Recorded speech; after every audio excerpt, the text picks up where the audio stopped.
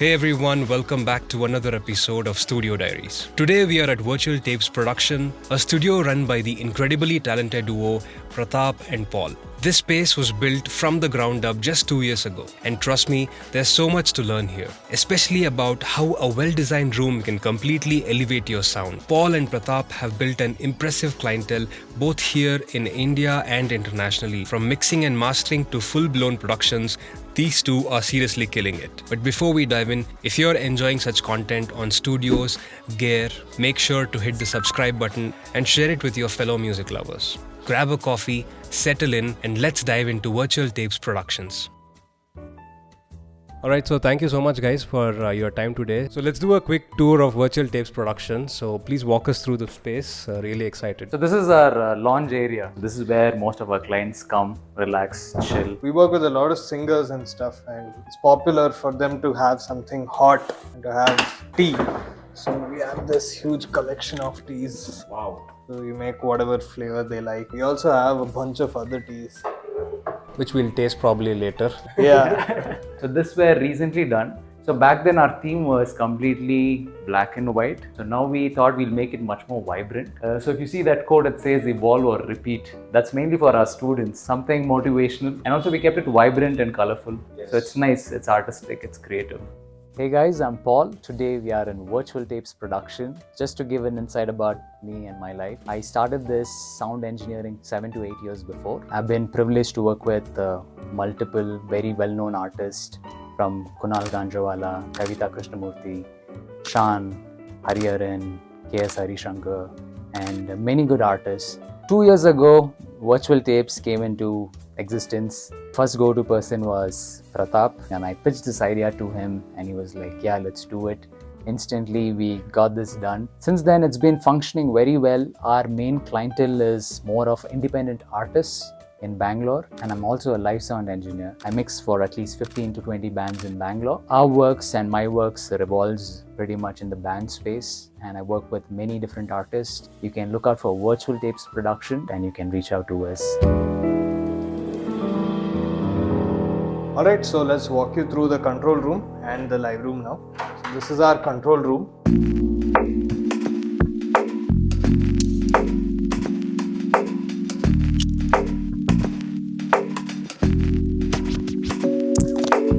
Before we get into all the gear and stuff, can we talk about this room? So like how it was designed, what went into the acoustics? So earlier this entire unit, our office, was one large hall with one bathroom. So we had a theme for our entire studio, as Paul was speaking about earlier. It was white and black. We designed the rooms and we put in the partitions. We did the room in room design. So this partition was not there before? This was not there. It was just one huge empty hall which is like 1,000 square feet. So we put in the partition and we put the window and everything. This is a false ceiling as well. And it's not exactly too dead. It's quite lively. It's not like you're sitting inside of a closet or anything. And also if you notice, our walls are kind of curved. So one is the low end frequencies, right? They kind of go stick in your corners. Right. So we have bass traps in this side, but here we thought we'll corner it so that the problem is sorted, and aesthetically it looks neat. Yeah, we turned the wall itself into a bass trap. So is that a diffuser right in the center? Yes. It's also like a design, what we thought would be cool. Like let's say your corners are problems, and let's say your reflections are problems, and absorption should be there. So we sorted those out. Instead of putting an RTA mic, finding out RT60, this, that, and all.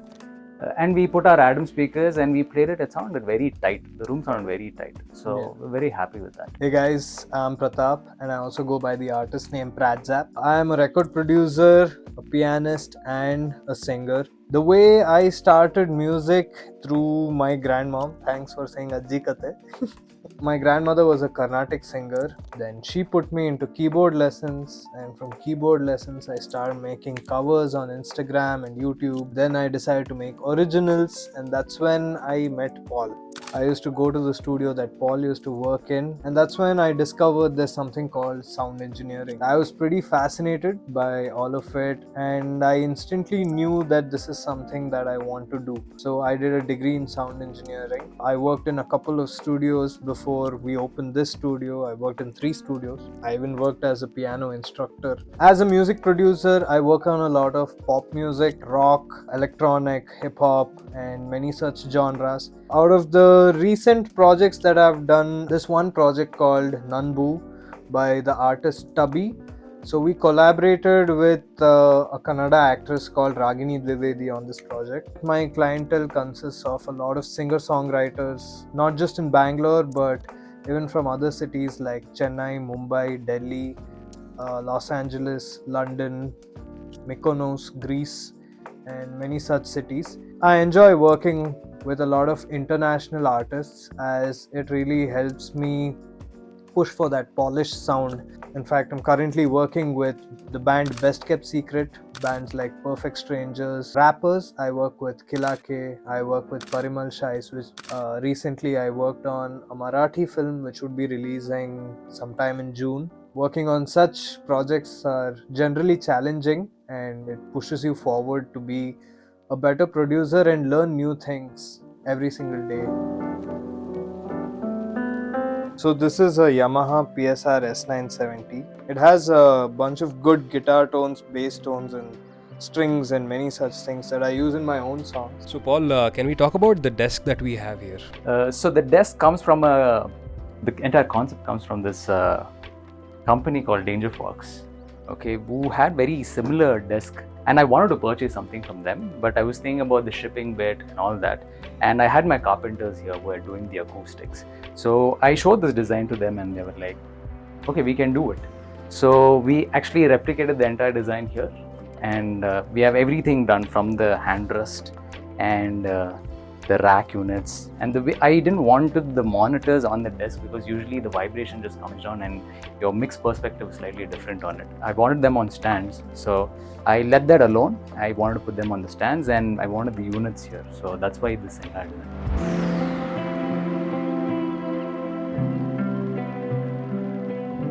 Okay, so Paul, I'm pretty sure there is a story behind this NS40. I've never seen one before here in Bangalore, at least. So just walk us through the story behind this. So these, if you look, they are white, okay, but usually they come in black. So I had one of my friend who was in Dubai, and he was a sound engineer there, and he wanted to come down and work in India. So when he came down, he got the speakers as well. So he came and sold it to us. So initially I had my Adam for a very long time, A7X, and now they're kind of discontinued. Beautiful speakers. And when I heard these, they sounded very nice. So I wanted to buy it and keep it for some time. But I didn't have place at that time, so I sold it to my friend. You keep it, because he was a good engineer. So I was like, you use it for some time. And he was using it, and he stopped doing mixing as well. And when we opened the studio, he came and gave this as a gift back to us. Awesome. So we refurbished the entire thing. Sounds very beautiful in this room compared to, there's a nice contrast between the A7X as well as this, and this is a passive, this is not an active. So we have our MR amplifier there, and we can control our monitors there. That's the beautiful story behind this monitor. And they're kind of heavy as well. If you notice, this is a custom stand what we made. Pretty heavy. The entire sand is filled inside. I think Pratap went and got this done for us. I think pretty much like 40 kgs. Yeah. So the good part about having 2 pairs of speakers inside our studio is that one thing is the Adam sounds good. As I'm a producer, when I'm producing, I feel like I need to enjoy the music a little bit. So the Adam sounds beautiful in this room. It's tight. It has that perfect balance of bass and highs. But on the other hand, suppose I'm mixing, which also I do, that time I keep shuffling between the NS40 and Adam. And even during recordings, I keep shuffling between the A7X and NS40 because, say I'm recording vocals and I don't want to hear anything else but the vocals. If we were to play this and show it to you, the NS40 is very, very mid-focused. It has a very strong mid-range. The bass is not that prominent. Even the highs are kind of rolled off. So whenever we're recording vocals or say some instruments like flutes or strings or violins or whatever, these are very handy as it helps us focus on what we're recording and Very focused mids, right? yeah, focused mids, and it has great clarity in that range, Correct. which gives us a good perception of what is good and what is bad. That's the A7X as he mentioned. Does it sound bright? Let's say you're working long hours, right? You don't get ear fatigue with it. Correct. It's known for its brightness, but we don't find that much of brightness because the room is kind of neat, I feel. So there's no exaggerated frequencies coming by it. And we've left the A7X on its default settings. We've not tweaked any EQ or room correction or whatever. It all boils down to the room is what we believe. So the ribbon tweeter also has another aspect apart from the ear fatigue. It also is very directional. So that's what it's actually known for. Now if you're sitting in the sweet spot over here and you're mixing, and if you're even going to move your body say 1 or 2 feet away from this sweet spot, you'd be able to hear the difference instantly in the highs. So it gives you a very accurate image when you're in the sweet spot when you're mixing. So this is the main audio interface for the studio. That's an Apollo X8P. So it gives us 8 inputs and 8 outputs, and very beautiful preamp. It's very transparent, which I really like. So this has a cool feature called Alt. So we can switch between the monitors. So I set up the same loudness with the NS and I switch between these. So it swaps between one of it. So this runs back to, this is our compressor, what we run for our vocals. So this is 1176 style. So we run our microphone into this and it runs back into this. And also we have an other additional preamp, that is our UNC Euphoria. So I like the preamps of it because I come from the live sound background. So this has a Midas pre's. So it does the job for drum recording, percussion recordings as well. And apart from that, this is our headphone preamp, which we have 8 outputs for people. I can send in some individual louds as well for my artists. And we have our firmament. This is the power conditioner. And also on the other side, you would see the amplifier for our NS40. So we are running with the Mac Studio. This is the M1 Max. The only upgrade what we did was the storage from the base model. 32 GB of RAM. Yeah. 1 TB of storage. For a producer or for a mix engineer, we have a huge arsenal of plugins over here. Maybe your plugin alliance Slate. So this is an FL Keys. So since I use 3 different DAWs, I use FL Studio, I use Pro Tools, and I use Logic as well. So this is a Novation FL Key 37.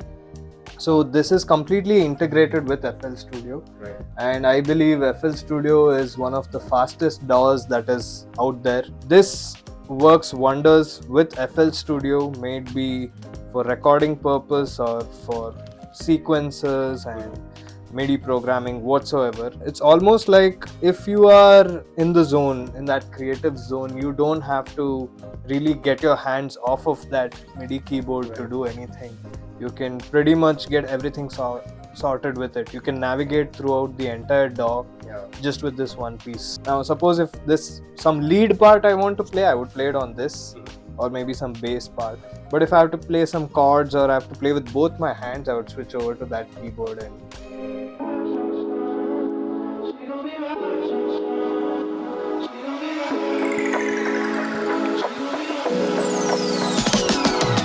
this is a very special guitar for me because this was the first guitar that I bought. There was this one day I was walking in Church Street and I went to Reynolds. I walked in there, I tried a couple of guitars out, and I called my friend and I asked him, okay dude, what's a good guitar to buy? And I gave him the options and he was like, this one. So I did a lot of songs on this. Even to this day I use this guitar. It's very versatile and I like the build quality of it.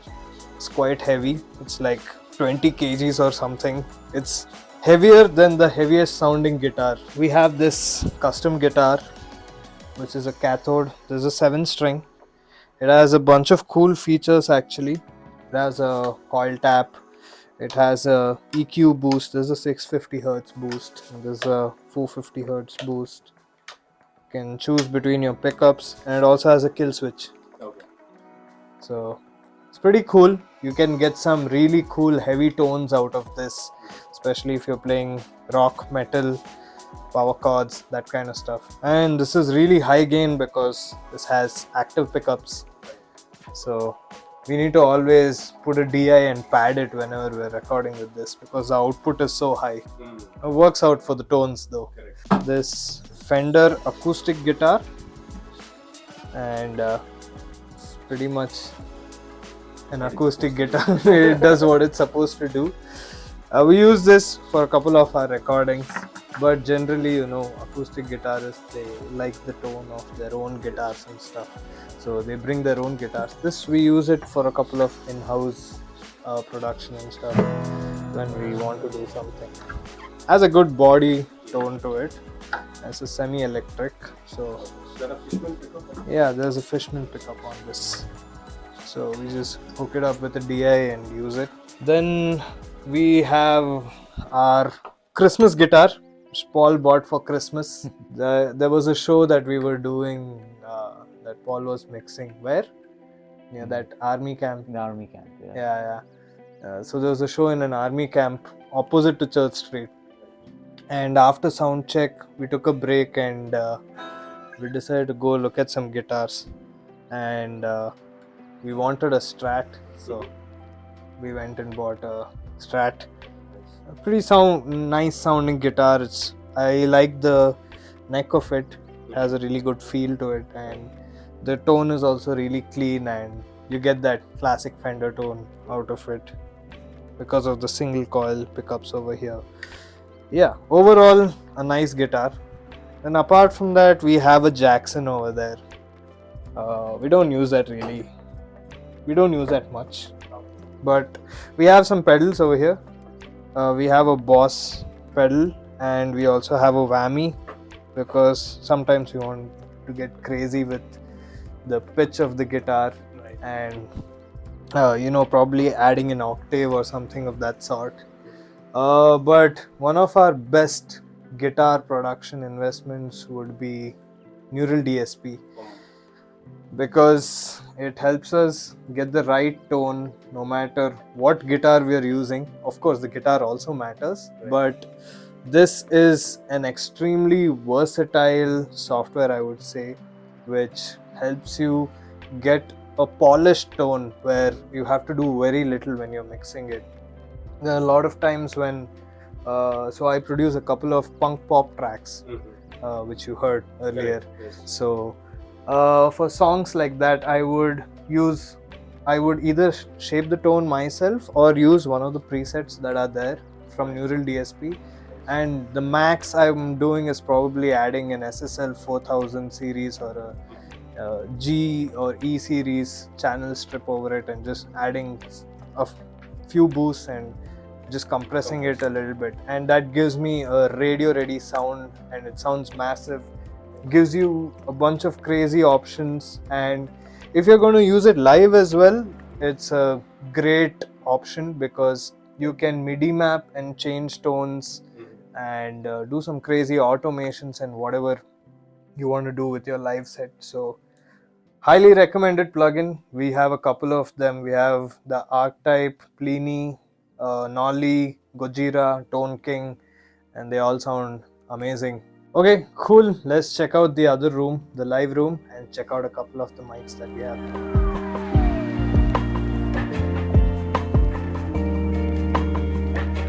So this is the live room, and this is where we do all our recordings.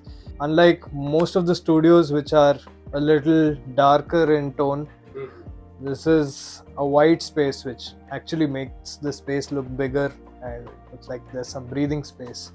There's a little bit of a natural room tone in this space, which is ideal for most recordings because it ends up sounding natural. But in case our clients want a more closed space and they want their recordings to sound tight, or maybe if we're recording more than two instruments at once, one or two or more instruments at once in this space, what we do is we make use of the gobos. So these gobos are actually on wheels, and they act as our bass traps as well. So we can move this wherever we want. These are all custom made. So we actually also use the space for video recordings. That's why one side of the gobo is black, the other side is white. Yep. So, in case we're doing a podcast or a video shoot or anything of that sort, we line up all 4 gobos and make a wall itself over here, and probably keep some lights, some decorations, some plants and stuff like that to beautify the space. Our main mic is our Neumann U87. Okay, pretty much our go-to mic on everything what we record. Very neat. There's something I've used a lot of other mics, but when I got this mic, the way this translated every single instrument or vocal was very neat. I didn't have to do much processing or a low boost or a high boost. That was something nice about this mic. And apart from that, we have a couple of our microphones that's right here. We have an Audio Technica, a 4033 and a 4040. A 4040 is the new addition. For the price, the way they sound is really insane. Very transparent. It has one polar pattern, that is cardioid, but we run it as a stereo pair or spaced pair for our acoustic guitar recordings as such, and it's nice. And our 7Bs are there if anyone wants to do a podcast or something. Shotgun is also there. We have a Sennheiser MKH 416. Usually they don't want the mic in the frame, right? So we kind of hang it from top. And we also have Zoom recorders as well. If we are doing an on-location sound, we go in and record with this. And also the shotgun can be paired with this. I can run it, take it wherever I want.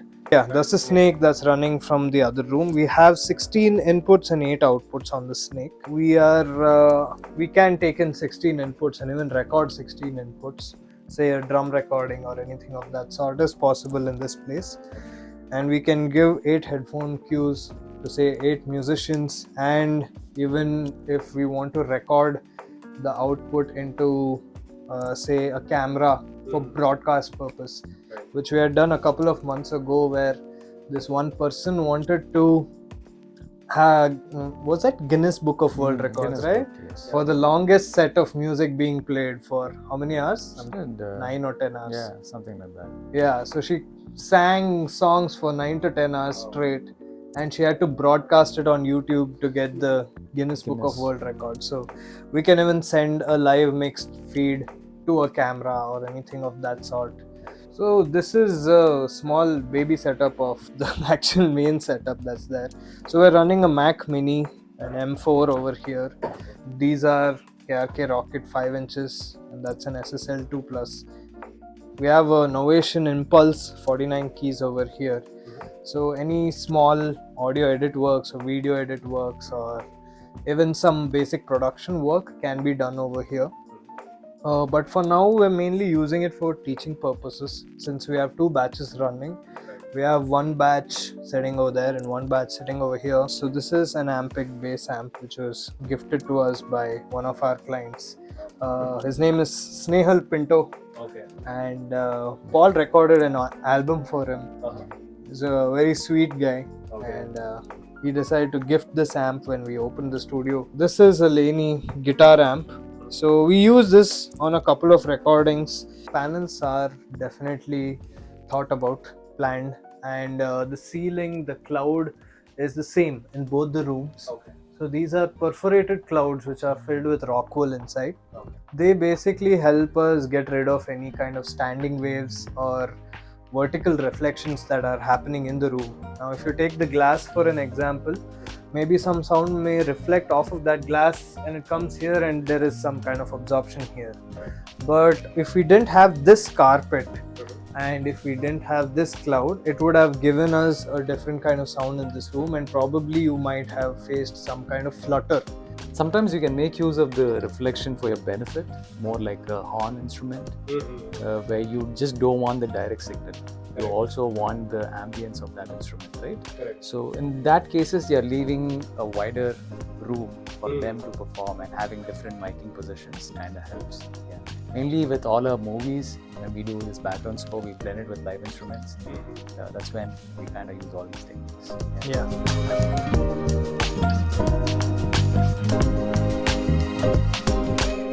Yeah, that's about it. We are also an audio institute called Virtual Tapes Audio Institute. We offer diploma in sound engineering. We are government affiliated. To our students, this is the best place because they get to experience practicals because post the classes, it's clients coming over to us, right? So every session is pretty much handled by our students, and they have that practical exposure. So we teach music theory, physics and electronics. We get into recording, music production, mixing and mastering, audio post production, live sound, and we also have an add-on subject called music business, which helps every one of our students to understand how they're going to make money off of the skills that they've gained over their entire journey in the course. Apart from this, just as Paul said, this place is ideal for any student who's looking to gain absolute hands-on experience, as we are an institute by day and a working studio by evening. So a lot of our students actually hang back and watch the recordings or the mix sessions that are happening in the studio. We also help them out with some career guidance about where they could go and find some jobs or internships. Teach them things that are relevant not just for now, but for the near future as well. And that's a wrap on our visit to Virtual Tapes Productions. I left truly inspired by how Paul and Pratap are running such a tight and professional studio setup. Their attention to detail and the vibe of the place absolutely top-notch. If you're looking to learn music production, I highly recommend checking them out. They also offer some great courses. You will find the links to their websites and socials down in the description below. If you like this episode, make sure to give it a thumbs up, subscribe to the channel, and share it with a friend who might enjoy such content. Also, don't miss out our previous studio tours. You can check them out right here. Thanks for watching, and I'll see you in the next one.